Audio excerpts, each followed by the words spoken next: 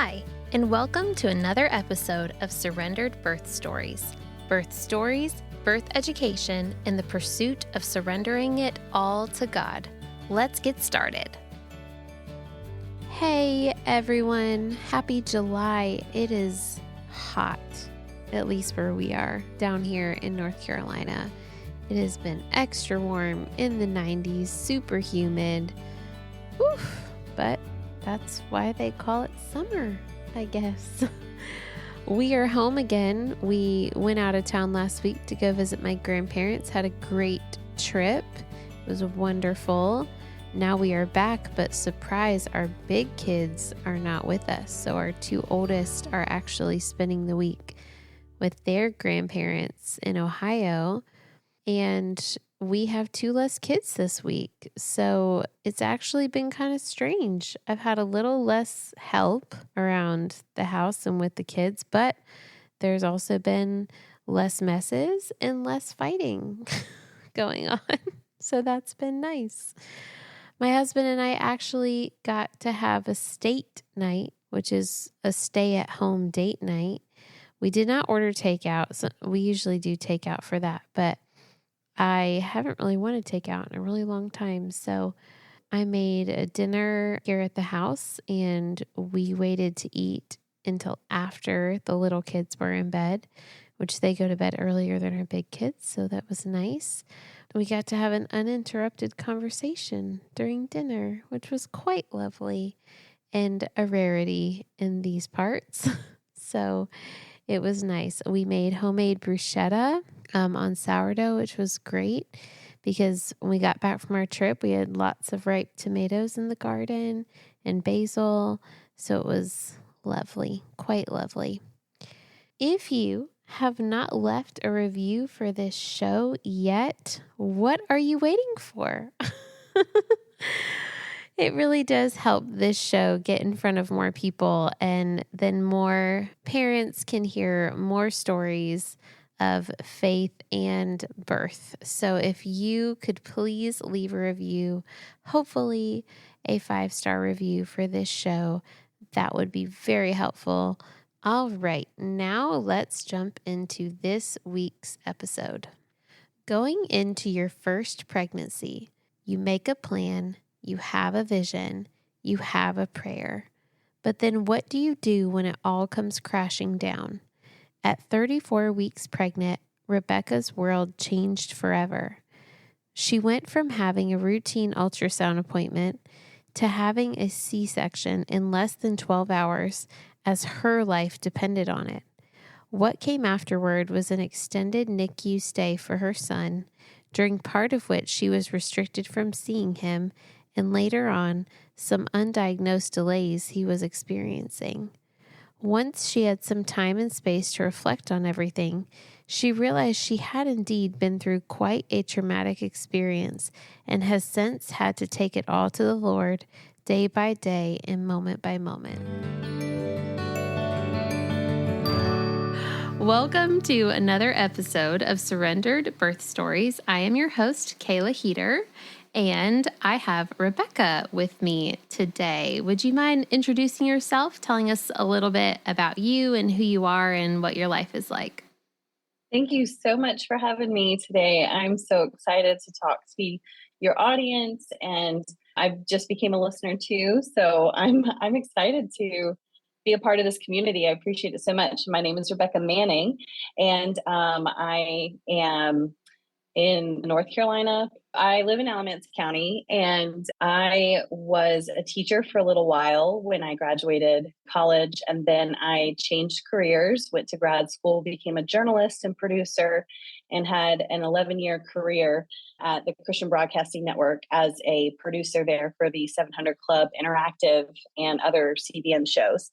During COVID, everything went remote, and I was able to work from home, which allowed me to move back to my hometown, Burlington. And we've been here for 2 years and so thankful for it.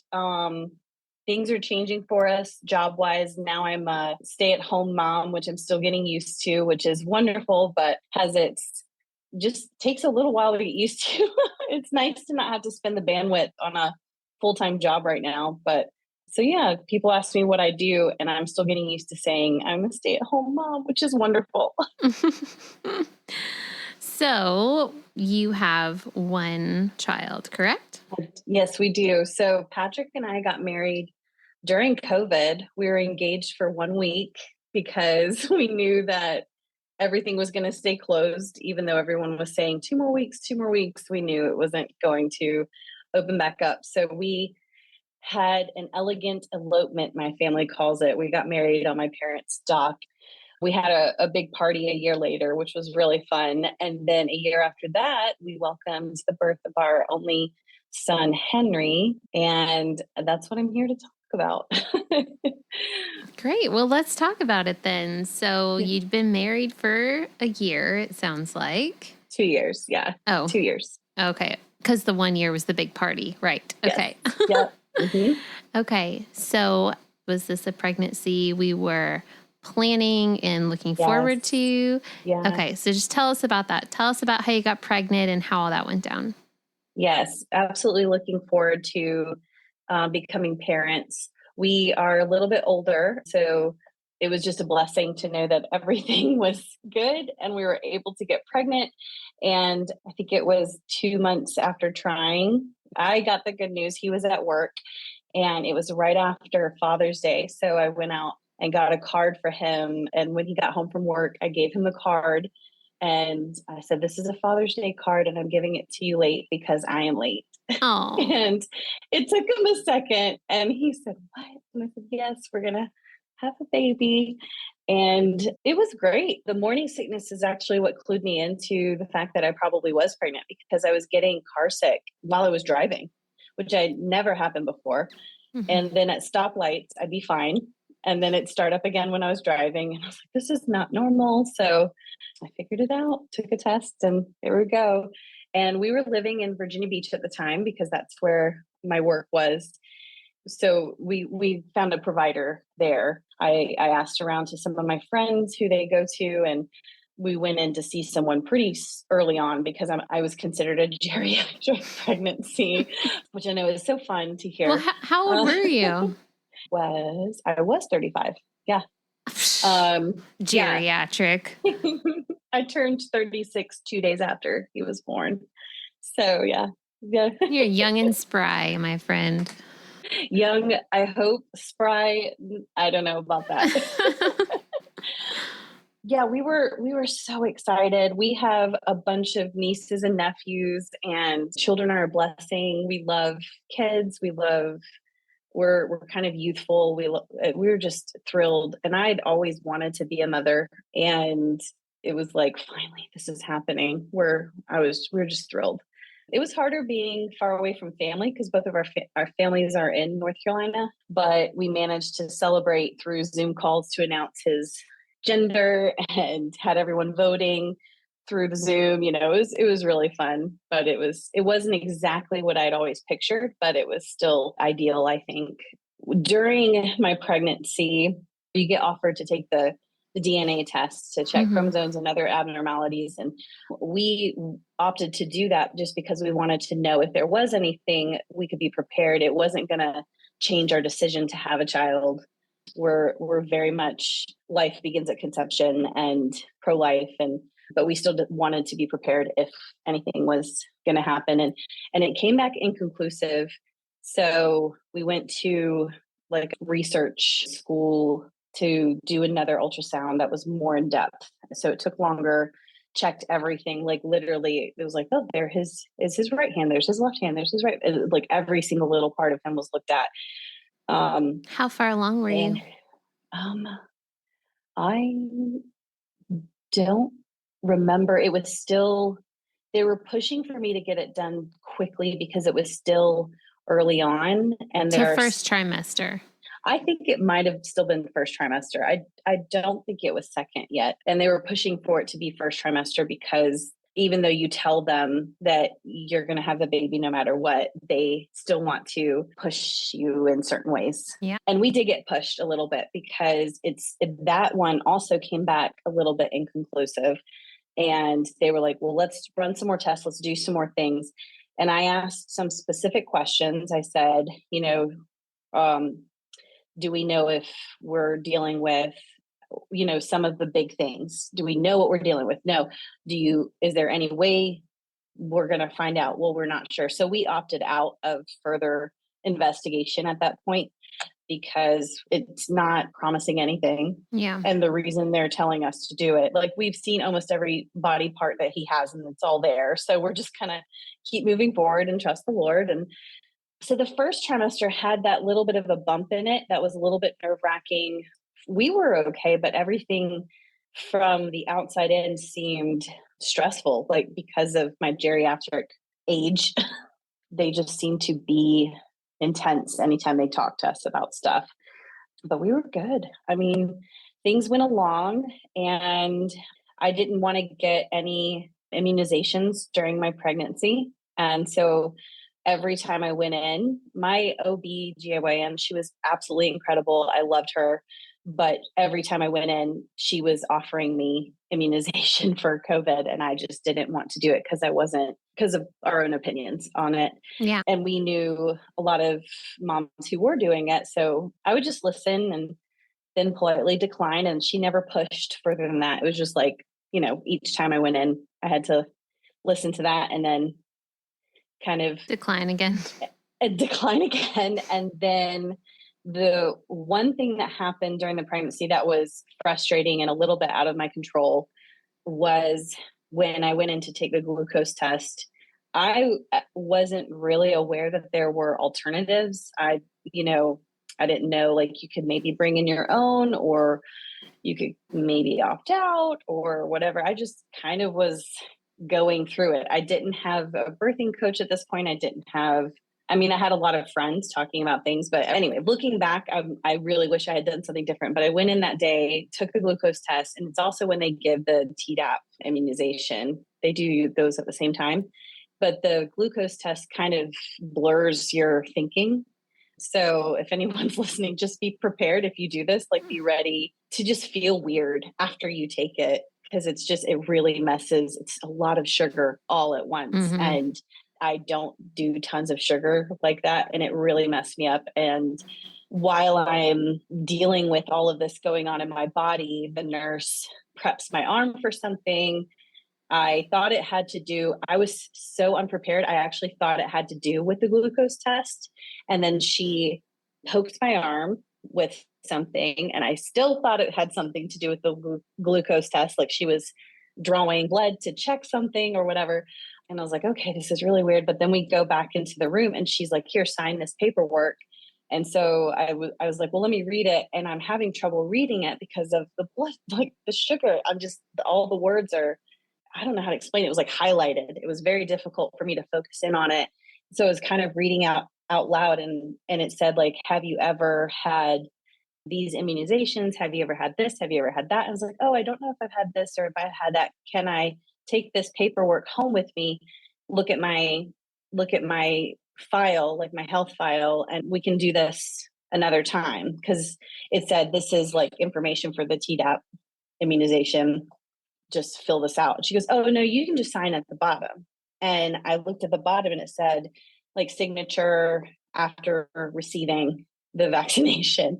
And I realized that the poke had nothing to do with my glucose test. She had actually given me a Tdap.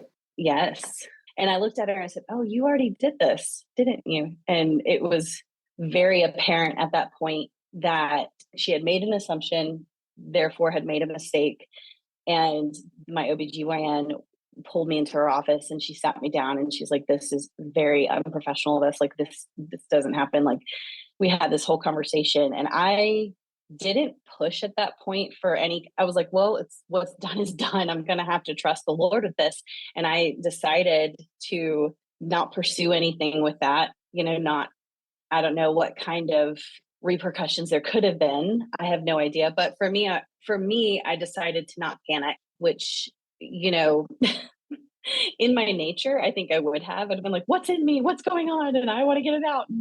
But I decided, you know what? For some reason, this was allowed to happen, and I can't just like go in and take it out. my body belongs to the Lord and we're good. Like, we're going to continue on. So that was a little bump in the second trimester, I think is when that happened. So the first trimester had one, second trimester had a bump. And then the third trimester was not a whole trimester. Henry was born a month and a half early. And that is a whole story there. My third trimester started in January of 2022, and he was due the end of March of 2022. We had a baby shower on February 8th or something. We had a baby shower. The baby shower was out of state. And then we went back to Virginia Beach.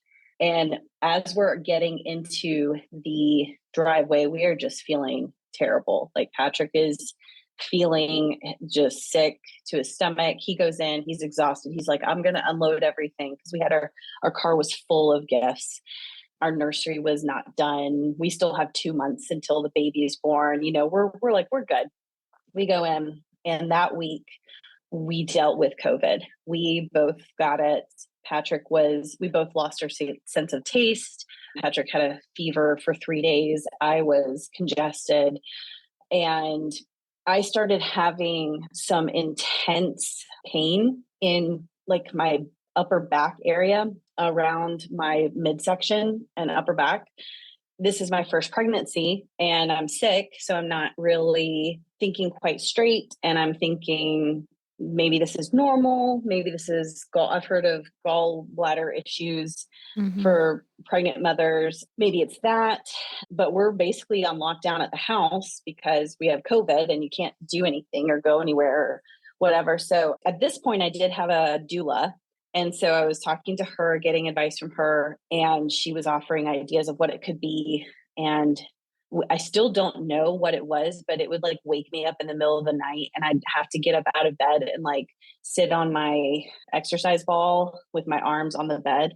And I just felt like a corset was wrapped around my midsection and squeezing really, really tight. And so now looking back on it, I've heard some symptoms of heart issues that women have experienced. I'm like, those are a lot of the symptoms that I had. I don't know what was wrong with me. I don't know. It wasn't gallbladder issues. So it was some kind of complication with the COVID was happening. But it wasn't you weren't having contractions. Nope, no pain. Henry was still moving somewhat, but he one thing about Henry was he didn't move a lot in utero anyway. He was a very chill baby. So, and I didn't know any different. I didn't know that was abnormal. So we have COVID for a week. Sunday rolls around, and I'm supposed to have an ultrasound the next day just to check in. In the last trimester, they have you come in every few weeks to just check in on things. And I go in, and the nurse checks my blood pressure. And every time I had gone in, my blood pressure had been perfect. She would say, practically perfect, always perfect, which she was always surprised by because, again, geriatric pregnancy, she was always expecting a little bit of changes, but I was always really good. Well, she checks it twice on one arm. Then she switches to the other arm, checks it twice again. And she asks me, are you feeling okay? And I said, well, I'm not feeling great. I feel like I've been having maybe some gallbladder issues, or maybe I'm just very uncomfortable.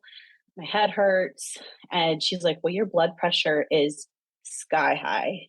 We need to get the doctor in here. So the doctor comes in, and we're talking to her. Patrick happened to be with me because it was an ultrasound appointment. Otherwise, he wouldn't have even been there because they weren't letting the second parent come in because of COVID regulations. Again, there was a resurgence of COVID stuff right before. So everything was kind of locking back down again.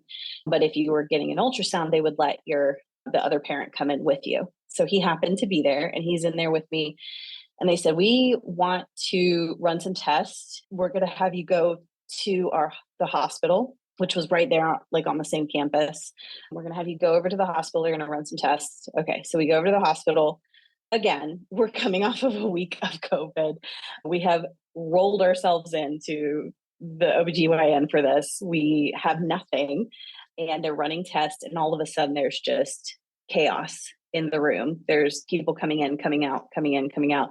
They hook me up to the IV. It's like the IV that stays in your arm, and then they kind of like hook into it, whatever they need to. What's that called? The hep block.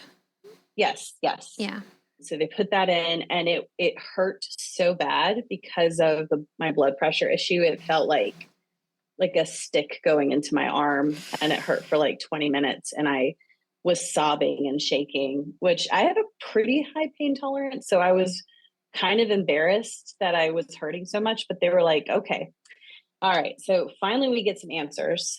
Our OBGYN sent over the midwife, and she's sitting with me, and she says, all right, you have something called, well, first of all, you have preeclampsia, which was kind of a given, but you also have something called HELP syndrome. And the only cure for this, so to speak, is delivery. So automatically I'm thinking, okay, they're going to put me on bed rest. They're going to have me here in the hospital for a month because Henry's not due for a month and a half, like 6 weeks at least, if they got my due date correct. And she says this phrase, she says, so if you're still pregnant tomorrow, blah, blah, blah, blah, blah, blah, blah, like fade out. I have no idea what she said after that, because all I heard was, if you're still pregnant tomorrow. And I just looked at her and I said, oh, we're having what? We're having a baby? She goes, oh yes, you're having baby today or soon. And I just look at Patrick, and like, he automatically stands up out of his chair. We're just looking at each other like, this is crazy. What is happening? Wide-eyed. And then as soon as that shock wears off, we both kind of buckled down. Like, what do we have to do? My first thought is, we don't even have the car seat in the car. Like, we have the nursery's not done, nothing. I'm still thinking normal, big picture, baby's coming, just first baby bliss, right? That's still where my head is at. I have no idea that death is like at my door, and how close I got to making my husband a widower. And I didn't realize how intense that was until much later. So go into the room. They ask us all this stuff. So now we reveal we had COVID last week, but we have been symptom free for like 4 days, at this point. And so they find out we had COVID the week before, and now everything changes again. There are protocols they follow. We went into a room, and at that point, Patrick was not allowed to leave the room. And if he left the room, he wouldn't be allowed to come back in. He had to stay with me in the room at all times. We were not allowed to have visitors. We were not allowed to nothing. It was just the two of us in this room. And it was a beautiful labor delivery. It was swanky. I mean, that was a plus. And we've got doctors coming in, nurses coming in, everybody coming in, checking things. They put me on magnesium. So now I'm progressively getting sicker and sicker. They had given me 2 shots, one to help Henry's lungs develop, because they were still underdeveloped. Well, they weren't underdeveloped. They were normal for his gestation, but now that he's going to be coming in the next 24 hours, they were concerned. So they gave me a shot for that. Then they gave me Pitocin. Were they trying to induce you? Yes, they were trying to induce me. So again, I'm still clinging to my birth plan that I had made with my doula that we had worked on and we were so excited about. And then at the bottom of that birth plan is this little asterisk of what to do in an emergency. And it's like an afterthought, right? And I'm not even, it's like C-section death, emergency, whatever. But I was not even thinking that. The doctors were so kind to me at this point. Once they knew I was no longer in danger, my life was not in danger anymore, they kind of calmed down a little bit, and they were letting me, they made it seem like they were letting me make decisions, but I think they knew what was going to end up happening. So she asked me if I still wanted to naturally and vaginally deliver. And I said, yes, I would like to. But then after a few hours with this magnesium in me, I'm throwing up. I can't even walk. I'm like, how am I supposed to? I cannot deliver a baby when I can't even sit up without throwing up, like, or stand or walk. I can't even eat ice chips without throwing them up. that morning I'd had my morning protein bar and a couple crackers for my morning sickness. And that was it. Like there was nothing in me, I was like, this isn't going to work. I'm going to have to do a C-section. And so she comes back in a few hours after letting me think it over for a couple hours. And she says, so what are you thinking? I said, yeah, I think we're going to have to do a C-section. And she said, I think you're making the right choice. This is what I would have done. This is what I would advise my sisters to do if this was them. So we're going to get you on for like 8:15. So at this point, it was like, I don't know, 5 p.m. We had been in the hospital since 11. My ultrasound had been at 9. So this had been all day. So Patrick's making the phone calls, calling all of our family. My mom and my in-laws drive to Virginia Beach to just be there, thinking that they were going to be able to like come in, visit, or just be there, And so they just are waiting at our house together, waiting for news. We go into the C-section. C-sections are so fast. I don't know if people who haven't had them understand like how fast they are. Mm-hmm. A couple of things about that. Patrick watched the whole thing and the doctors were like, are you going to need to sit down? And he was like, no, I'm good. So he watched the whole thing. I opted for the little veil like screen that you can't see through, because I did not want to see anything. I really want to be clear about what a C-section is like, because some people just don't know, as I did not know. And so they wheel you out of the room, you go down to the OR, and they start telling you how they're going to give you your epidural. And you sit in this cold OR. Everything is bright. Everything is sterile.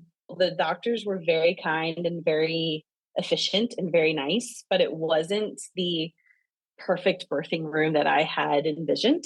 So I'm sitting on this very thin table and bent over. They give me this injection in my back for the epidural, and it takes effect almost immediately. Like I immediately laid down, and they're like poking at me to check things, and I can't feel anything. And then after a while, I'm completely numb, and I'm laying on this table, and my arms are out on the table, like in a cross. And I just remember feeling Jesus. So I felt so close to the Lord in that position. And it was so nice because things had been so manic the whole day, just rush, chaos, chaos, chaos. And our God is not a God of chaos. He is a God of peace. And so in this moment, I'm in the position of our Savior. And for a split second, I think, Jesus, thank you for just being here. This isn't what I pictured. This isn't what we pictured. I'm holding Patrick's hand, and I just start praying as I'm being moved around and stuff is being shifted out of me. And I remember thinking, man, they really are moving me around a lot. I wonder when they're actually going to start the C-section. And they were already like halfway through it. I just couldn't feel a thing. So it was very efficient. It took about 15 minutes from start to finish, and they got him out. I remember just praying. Once I knew he was out, I didn't hear anything. And so I just began praying. I was like, it's a cry. I need to hear something. I couldn't see. I didn't know where he was. I didn't know, I think they kind of wiped him down. And then I hear this whimper and then this cry. And then as soon as they knew he was, crying and his lungs were working, they bring him around and they put him right on my skin. Like they did it as soon as they felt like they could. Like it wasn't an immediate out of the womb onto my chest the way that I had always wanted it to be, but it still was very quick. And as soon as he got on me, he starts like trying to look up at me, which was very comforting to actually see him for the first time. And Patrick was right beside me, and we're both looking at him, and he's kind of looking at us. And it was truly a moment of beauty and bliss in the OR. I'm so glad. I think I sent you a picture of it because the anesthesiologist, the one that administered that, she, at that point, her job was done. So she was taking all these photos for us. she was so nice. She was like, you can take your masks down if you want to. So we took some without our masks on. A lot of the mask stuff was just for show. They didn't really care, but I guess they had these rules they had to follow. And but then she's like, you can take your mask down. And so I took my mask down and I was just kissing all over Henry and holding him as best I could. Then they took him, put him in. I think Patrick at this point is carrying him with the nurses, and they like have the bassinet, and then they're wheeling me separately back to the room. So we all three go back to the room. Henry latched immediately, which was absolutely incredible Wow. feeling. He was itty bitty. He was 4 pounds, 15 ounces, so tiny. And he latched, and a little bit of the, oh my gosh, Colostrum. colostrum, yes. A little bit of that started coming out, and my supply started, and I was just so thankful for that. So he kind of nursed twice. He struggled a little bit because he was so tiny, but he still knew instinctually what to do, which was a huge answer to prayer for me. So yeah, at this point, we're back in the room. Henry is starting to nurse. The lactation nurse was the funniest person I'd ever met. Like, she was not afraid of anything. She was moving my stuff around, and she was pushing Henry up on me. And when one position wasn't working too well, she switched him around, and I learned the football hold. And I mean, she was just aggressive and nice, and it just put me at ease. It did make me wish that my mother was there with us. And I know we also wanted my mother-in-law, Patrick's mom, and any family member. But I really, at that point, was like, man, I really wish my mom could have been here. And under normal circumstances, I think if I had not had COVID, she would have been allowed. But at this point, I technically don't have it anymore. But, anyway, whatever. So I, at this point, start kind of zoning out. I am very happy to have my child with me now, but I am like exhausted. And when I say exhausted, I mean like I'm not in control of anything. I start falling asleep, waking like in 2 seconds, I'd be asleep and then back awake. And, the nurses are coming in to check on everything and all that. So Henry was born at 8:14 p.m. At about 12:30, one of the checkups, they say, we're not really happy with how his breathing's going. Like, we need to check him in the NICU. So they were looking at him in the NICU of this hospital, but they said, we don't have what he needs. He needs more than what we can give him. So we're going to send him to a hospital nearby. It's one of the best hospitals really on the East Coast, is the CHKD in Norfolk, Virginia, which stands for the Children's Hospital of the King's Daughters. They've got just an amazing staff there, and like one of the highest levels of NICU that there is. They can handle the extra preemies. So they transferred Henry there, and Patrick and I FaceTimed the team with him. And Patrick was really conflicted about what to do because he wanted to go with him, but he also was concerned for me because technically they're still worried over me and stuff. So Patrick decided to stay with me for the night, and then he was planning to go before I was discharged. He was going to go be with Henry. So we were really sad for him to go, but we didn't really know what was going to happen and what we were actually getting into. So we kind of thought, this is temporary. We can let him go. This is what he needs. He needs help. Woke up the next morning, and I still remember this. The bassinet was still in the room. And I woke up looking at this empty bassinet and immediately had this like instinct.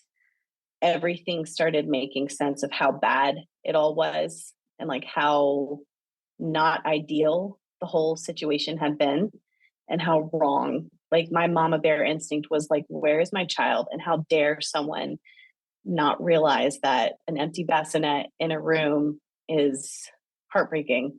So we immediately called the CHKD. We FaceTimed with Henry. We talked we talked as much as we could. Now the drugs are clearing out of my system and I'm starting to think a little bit straighter, but I am still recovering from surgery. And I'm thinking, all right, I probably need to stay today in the hospital and recover from, because I, at this point, am not even 12 hours out from my surgery. And I probably need to stay one day, maybe one more night. And then tomorrow, so I called CHKD. I said, well, we can come tomorrow. And they said, you can't come for 10 days because it's 10 days out from your COVID test. And my jaw dropped to the ground, and I'm still kind of drugged up. Like the drugs are leaving my system, but I'm still not thinking completely quickly and straight and all. Like I'm like, this isn't normal. What's going on? I said, 10 days. Like, what? I said, from our last COVID test, I said, well, what happens if we took at home tests? And they said, well, we'll count that. And I wish that to this day, I wish that I had been quick to think and just lie about when we took it, because I feel like I don't care. I will lie. I want to be with my son. And I said, well, and I actually said the day we took the test, and it was the Tuesday prior. So it had only been 5 days. And she said, well, you can come Saturday morning. And this is Tuesday morning. She said, well, the earliest you can now come, we'll count that. But now the earliest is Saturday. And I said, okay, is there anything we can do? Like, we haven't had symptoms for several, like I counted back. I think we had not had symptoms since Thursday for me, or for Patrick, Friday for me. So it had been like 4 or 5 days at this point that we had not had any symptoms. And she's like, no, it doesn't matter. Now, who I am now and who I know Henry to be, my son, and Patrick, like now I would have probably gotten a lawyer on the phone, probably like been raising Cain. But at this point, again, first time parent, not really knowing. We don't have any advocates in the room with us because no one's allowed in the room. It's just the two of us, and we're completely unprepared for this. And we just go, okay. So we do a lot of FaceTimes with him, and we're just trusting he's getting the care he needs. We don't know.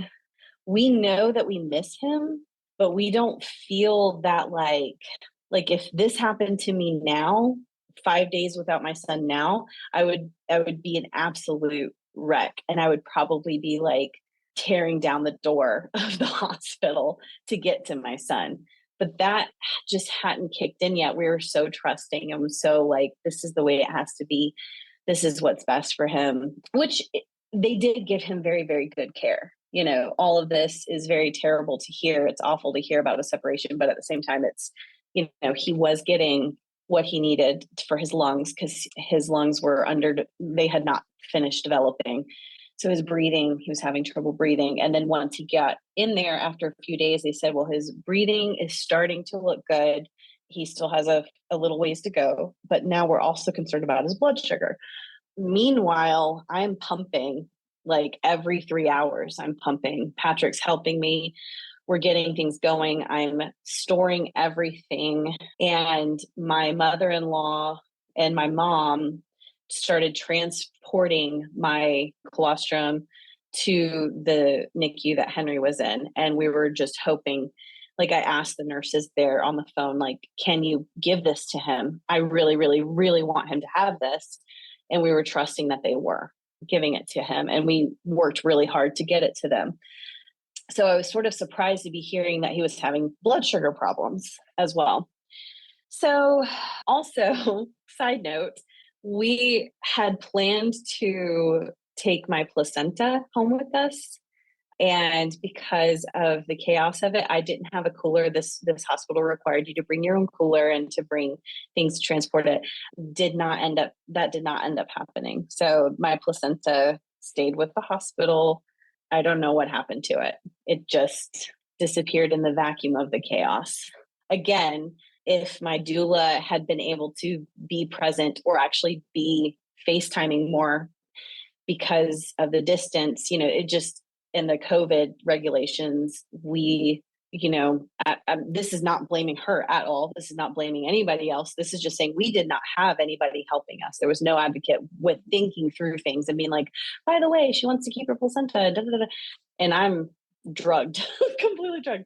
So that was a loss. But anyway, get back to the situation at hand. Now it starts sinking in that this sucks. This is not good. I don't like this at all.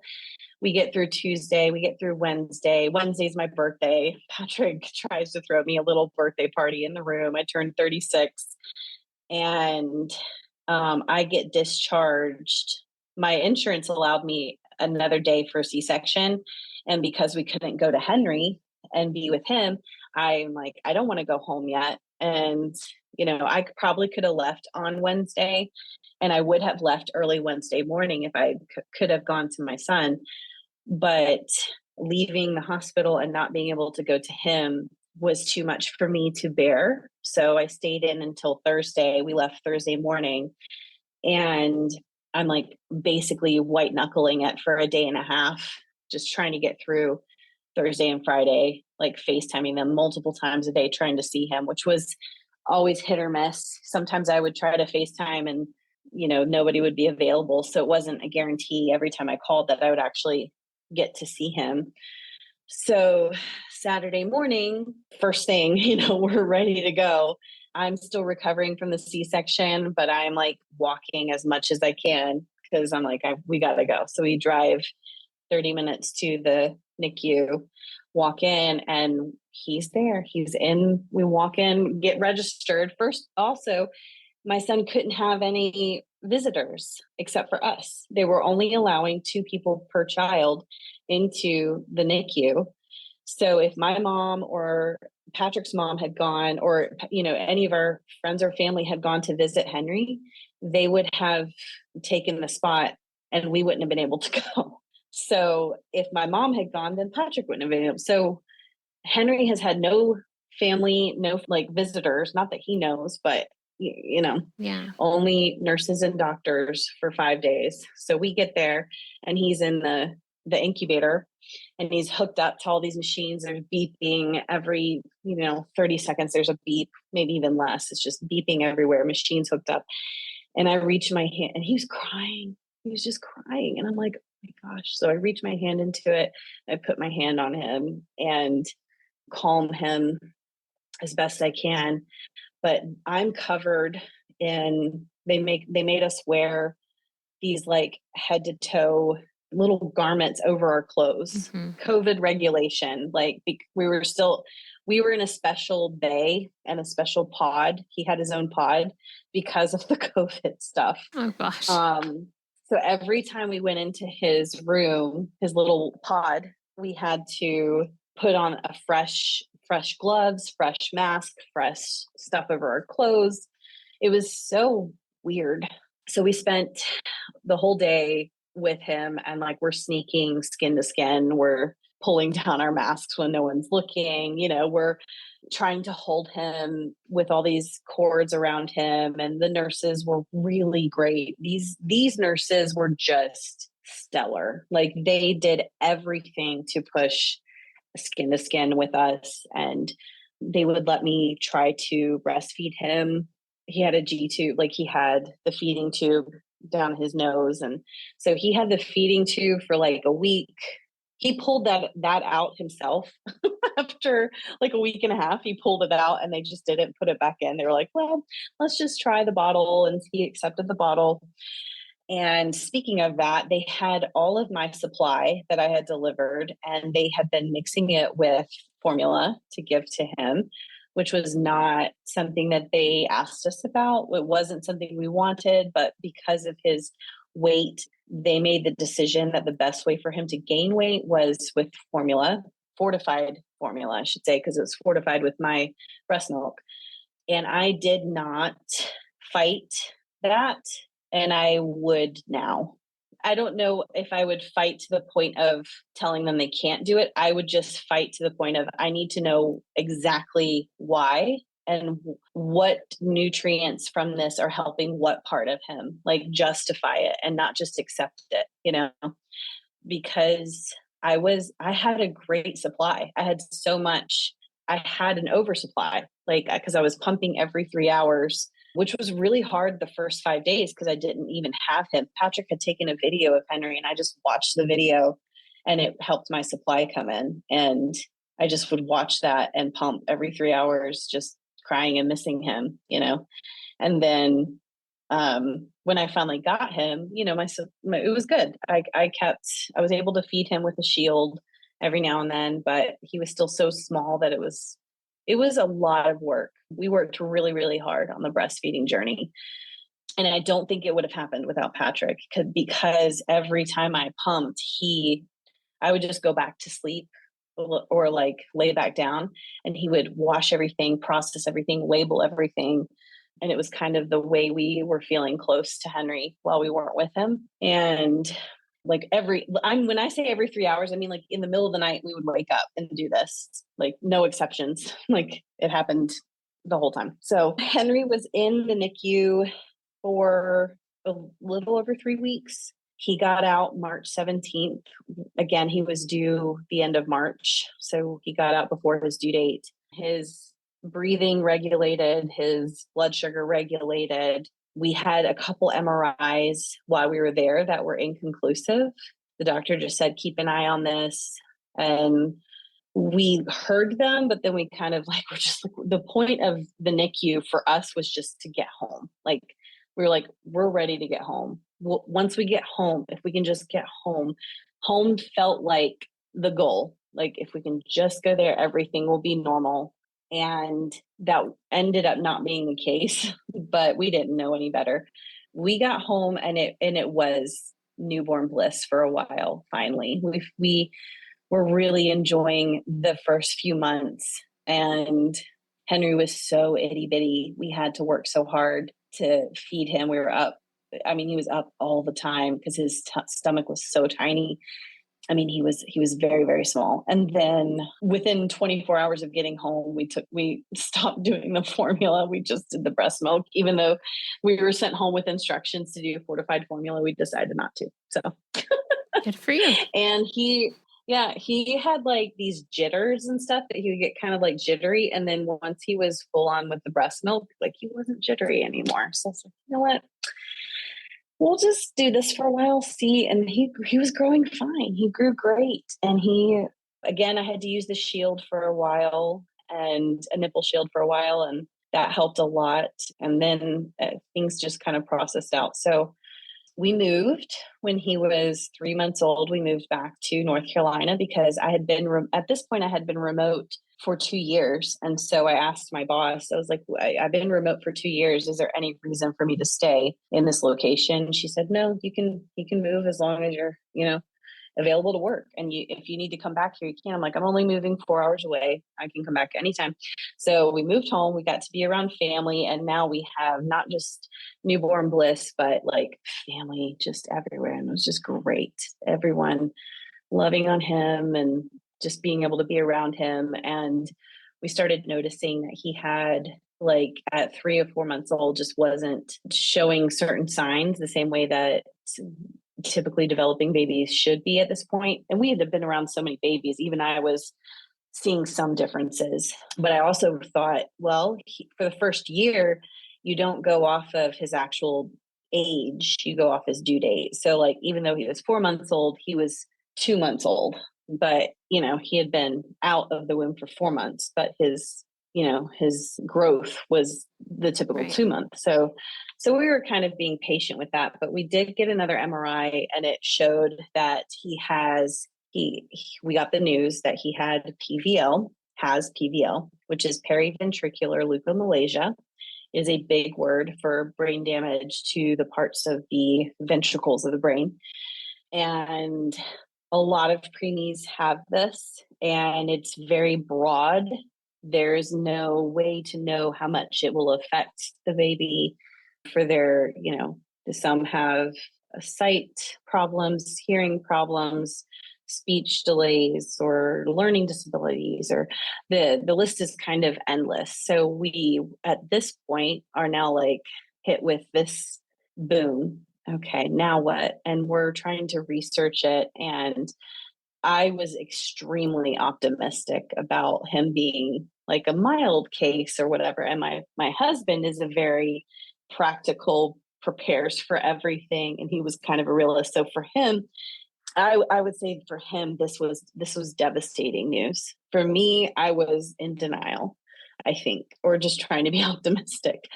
And then his first year of life from 0 to 1 was really hard because he basically was like a newborn the whole year.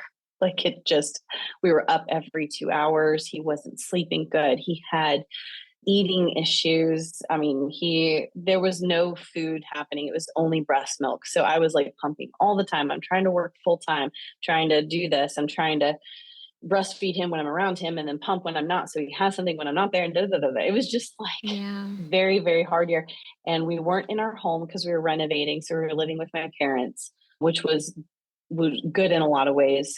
And then Henry at 1, we're starting to see, like, we threw him a first birthday and he doesn't do the smash cake thing. Like, he's not reaching for it. He's not doing it. He's not.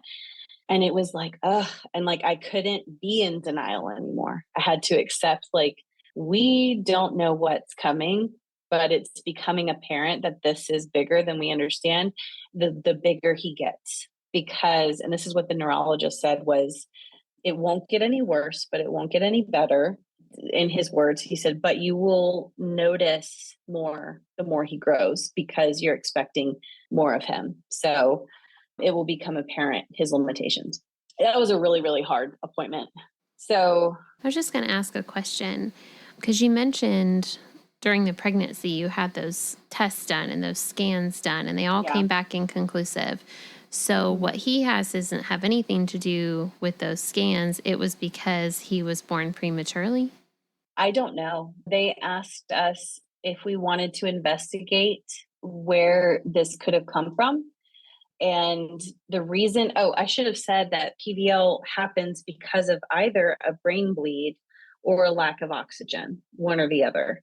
And they asked us if we wanted to investigate because sometimes parents will decide, well, what happened? Did someone drop him like in the OR, or did something happen during transport, or and so they will pursue. We decided not to pursue an investigation because of all of the stuff going on. We didn't want to be put through that when we were already living with like no sleep. Everything was just amplified and we had no extra bandwidth to run an investigation against a huge entity of a hospital that had everything to protect itself.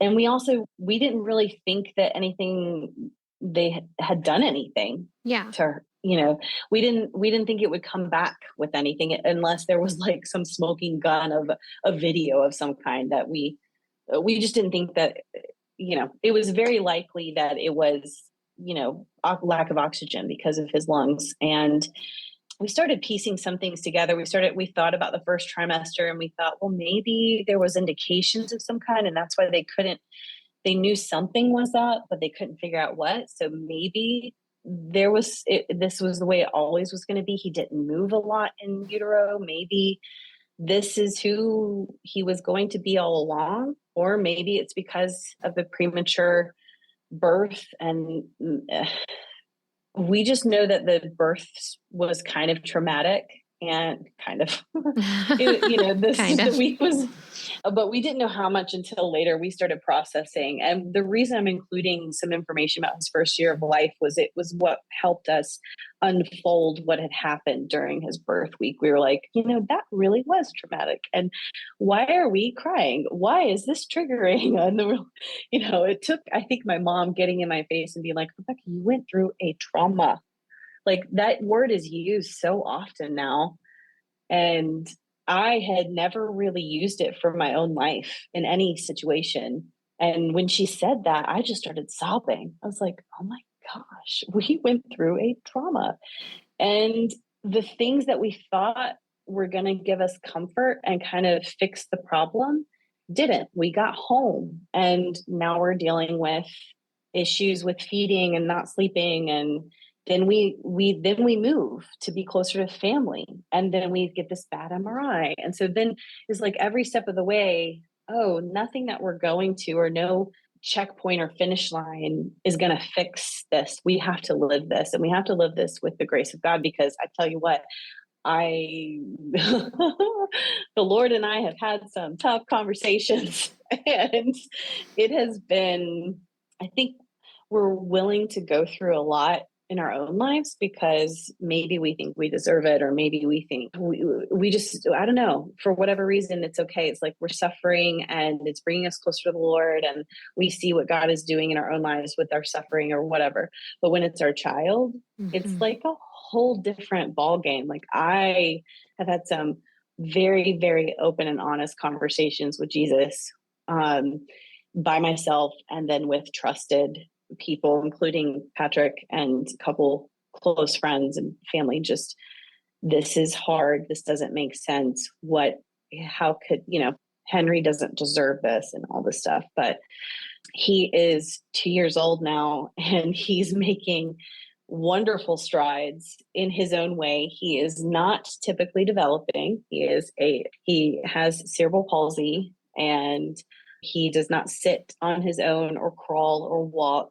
He has speech delays and feeding delays. He struggles with some vision stuff, but he is precious and beautiful and a joy.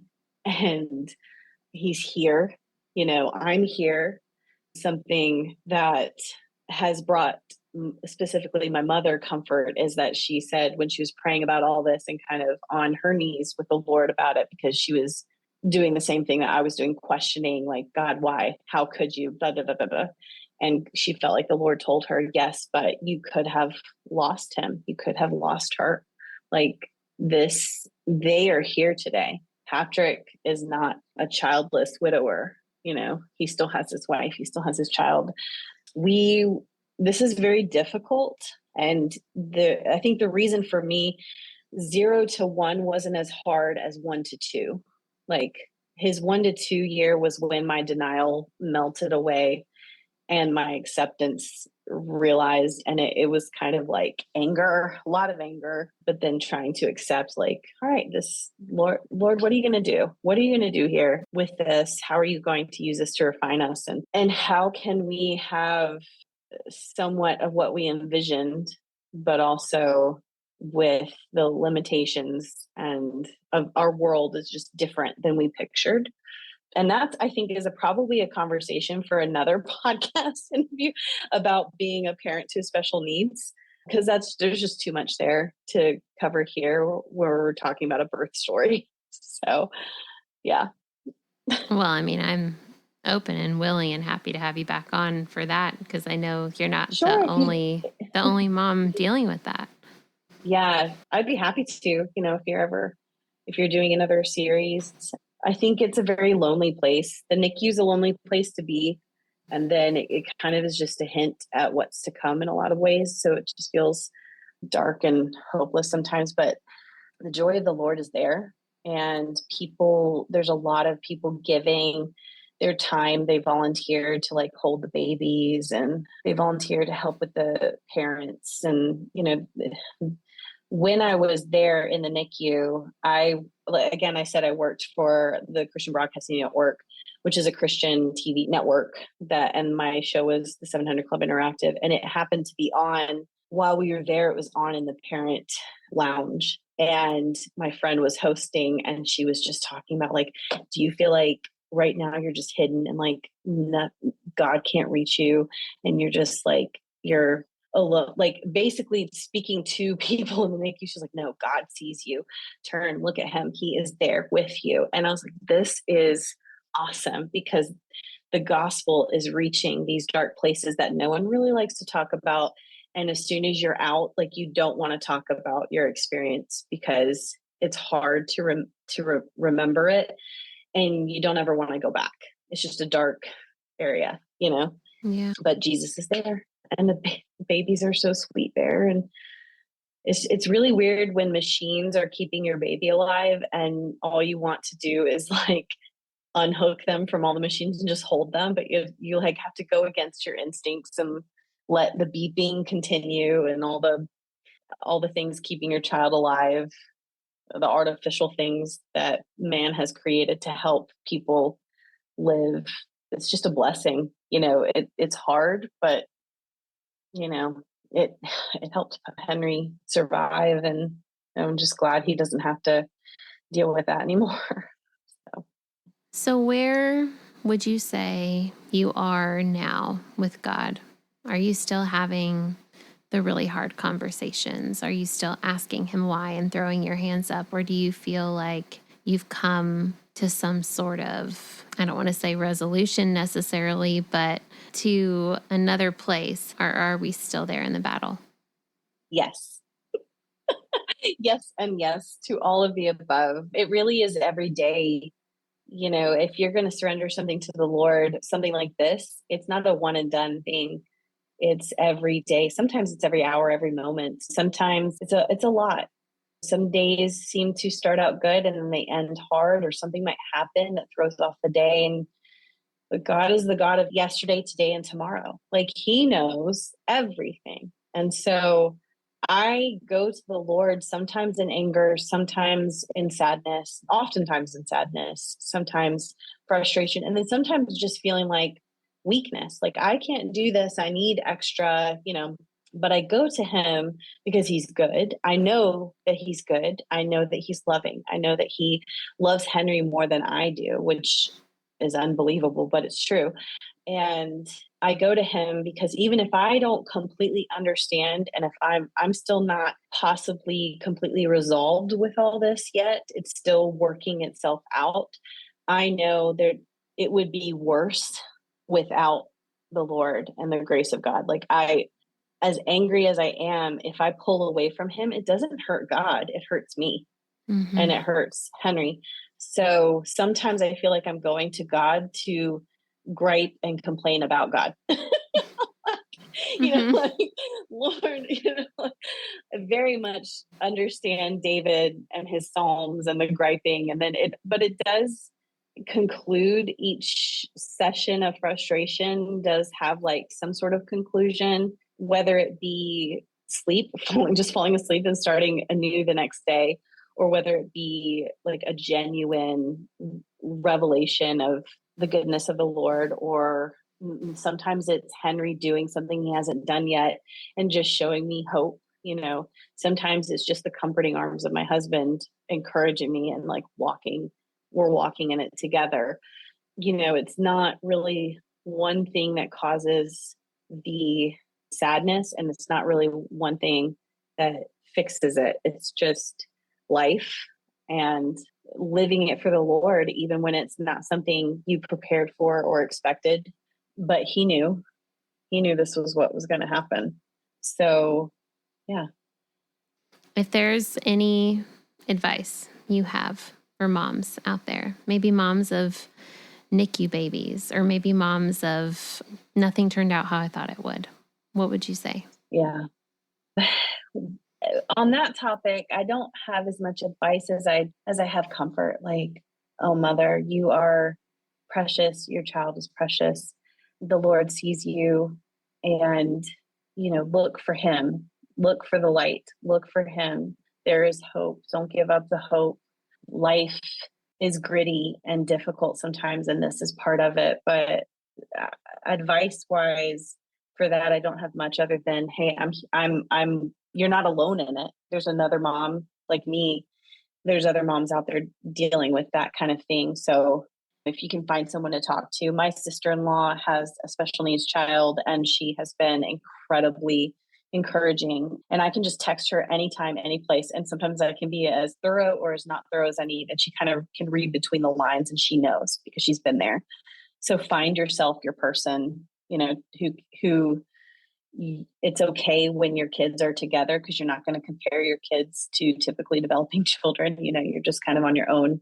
That's been difficult. But one piece of advice that I'll offer overall, like any kind of mother or parent preparing, is get an advocate of some kind, whether it be a doula or a family member or someone who will have their right mind and be able to think straight when you're either drugged up or adrenaline is rushing through your body and making things feel different. Like, make sure you have someone who can be there with you, who is clear-headed. I agree. I've been in many a delivery room where things get chaotic quickly. And then it's good to have somebody assigned to be the one keeping on top of things. Yeah. Well, Rebekkah, I can't tell you how wonderful this has been, and I can't thank you enough for sharing your heart and your story. And it's been an absolute joy to listen to. Thank you so much for having me. I appreciate it so much. You're a blessing. Your podcast is a blessing. And I just pray for everyone listening that they will feel closer to the Lord now than when they started listening. Thanks again for joining us today. You can reach me at Surrendered Birth Services on Instagram or email me at contact@surrenderedbirthservices.com. Be sure not to miss an episode by hitting subscribe. Also, we'd love for you to leave a review of the show so that more people like you can hear more stories like these. If you really enjoyed this episode in particular, please take a screenshot and post it to your Instagram story, tagging Surrendered Birth Services. If you're interested in taking my childbirth classes, birth consultations, or having me as your birth doula, please click on the link in the show notes to take you to my website for online and in-person options. Just as a reminder, this show is not giving medical advice, so please continue to see your personal care provider as needs arise. Also, if you'd like to be a guest on the Surrendered Birth Stories podcast, please click the link in the episode show notes to get in touch with me. We hope you have a great week. And remember, learn all that you can, make the best plans, and then leave it in God's hands.